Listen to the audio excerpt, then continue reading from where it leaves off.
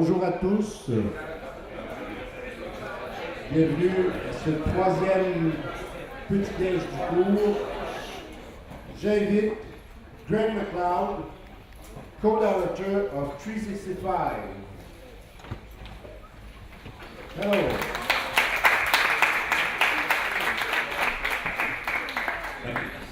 Hi, Greg. Hello. So your younger brother is not with you this morning? No, he's at home having a baby. Oh, okay. Congratulations to him. 365 is a film that you made in a full year, one on the concept and once around the day.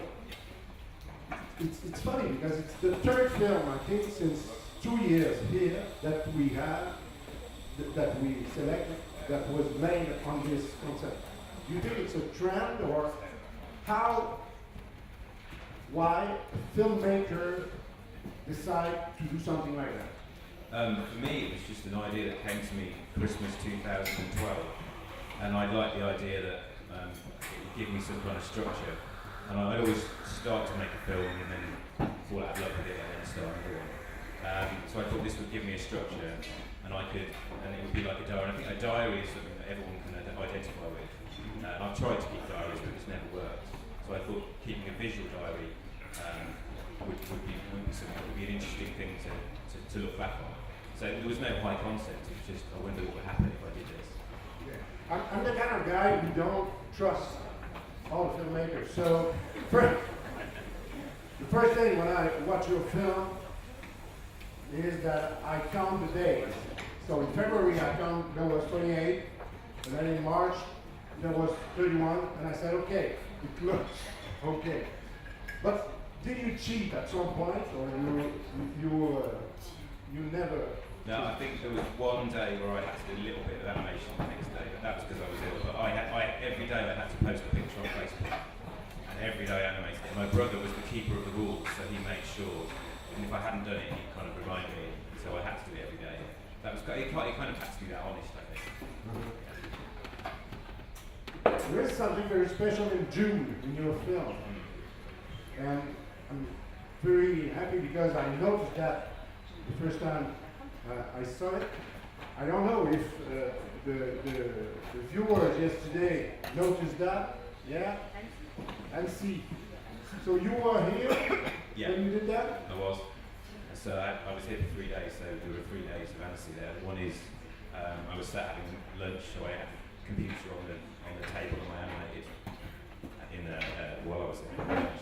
The other one was we went to one of the screenings out in the suburbs, and we had to come back. It was raining, so I had a lift on someone's bike. So there's me riding in the rain on the bike.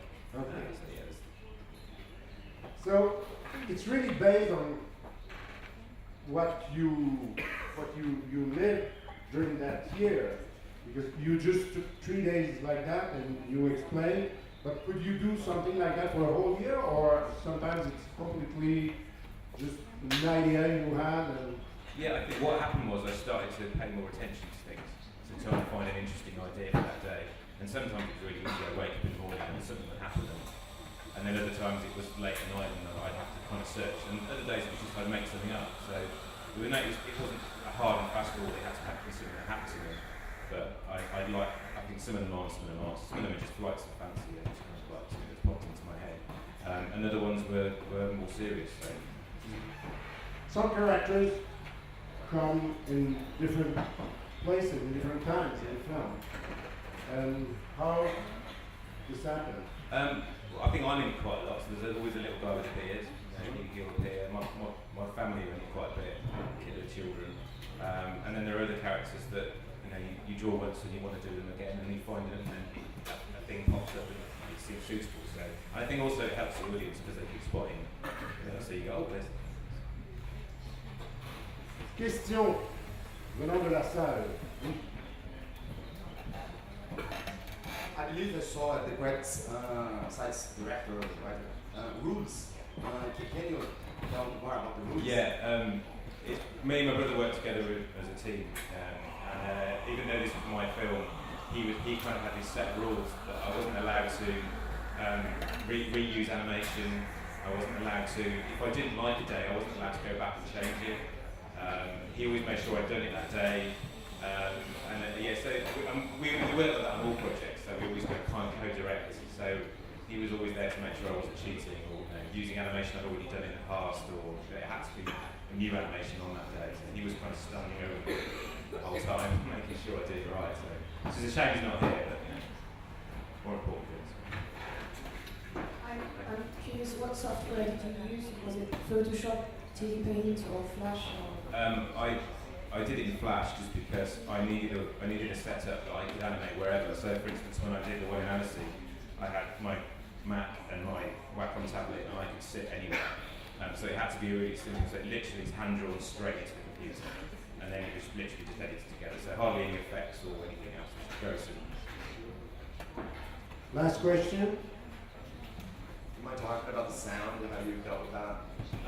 Okay, so I did the sound every day as well, and that was a combination of found sounds. So sometimes the sound would actually start the day, that would be the thing that would trigger the animation. I then had people like David Camp, who's done lots of sound, he'd send me sounds occasionally. I know lots of bands and they'd send me bits. And then I was really keen that every second had its own soundtrack. Because I'd seen things before where they did seconds and they put music over it, it just felt like a music video. So I wanted it to be very specifically an individual second of sound and a picture, and then you just have one after the other. It is interesting, you try and watch it without the sound on, it's impossible. You can't take it in, you need the sound there to make the film work somehow. Because the sound was important. Thank you very much, Craig. Thank you for having me.